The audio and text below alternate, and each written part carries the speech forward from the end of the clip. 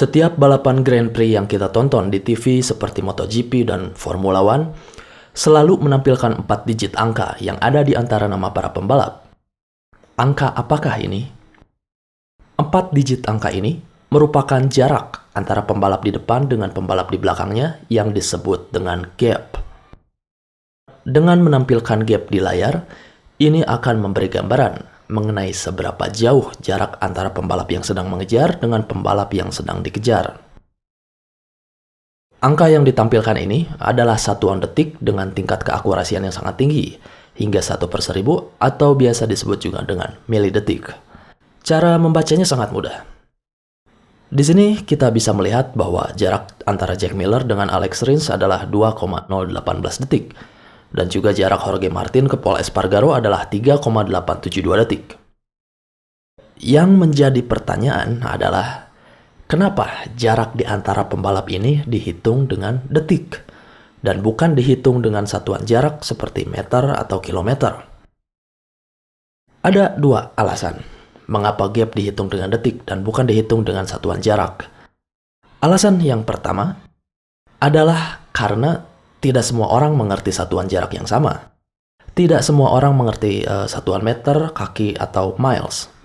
Sebetulnya mungkin bisa saja, misalkan mereka menampilkan satuan meter di sebelah sini dan satuan kaki atau feet di sebelah sini. Sehingga semua orang bisa membaca satuan jarak yang mereka pahami.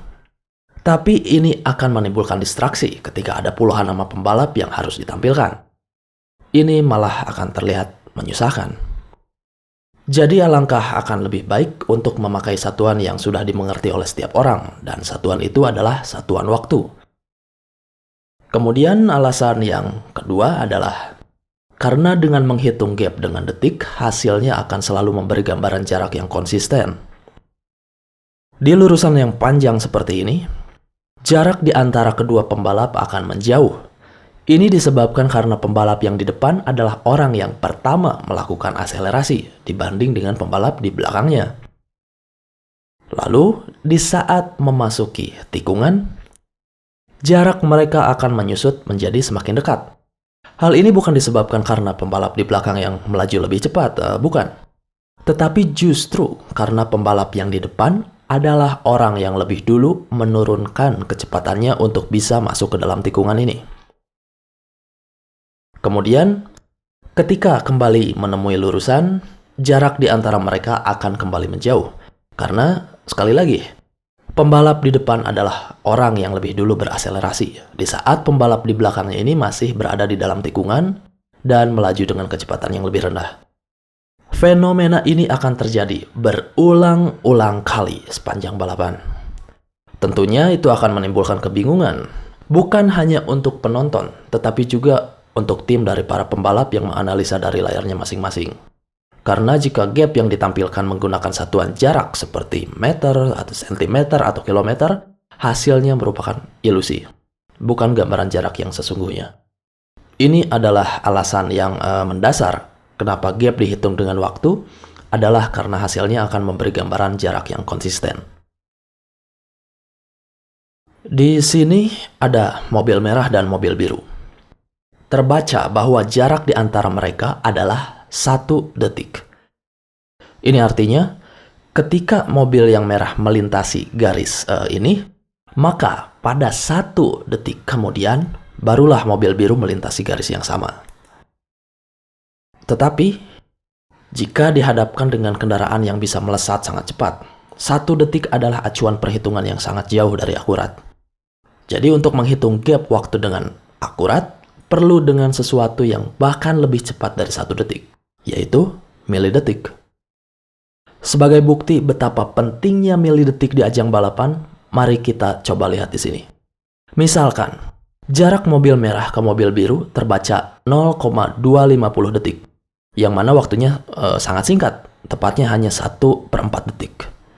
Jika kedua mobil ini melaju dengan kecepatan rendah, yaitu 20 km per jam, maka selama 0,250 detik mereka akan menempuh jarak sepanjang 1,3 meter. Atau artinya, dengan gap waktu sebanyak 0,250 detik di antara mereka dan dengan kecepatan 20 km per jam, maka jarak di antara mereka saat ini adalah 1,3 meter. Tapi, ketika mereka berdua melaju dengan kecepatan 300 km per jam, dalam durasi waktu yang sama yaitu 0,250 detik, mereka akan menempuh jarak sepanjang 20,8 meter. Atau juga bisa kita artikan seperti ini.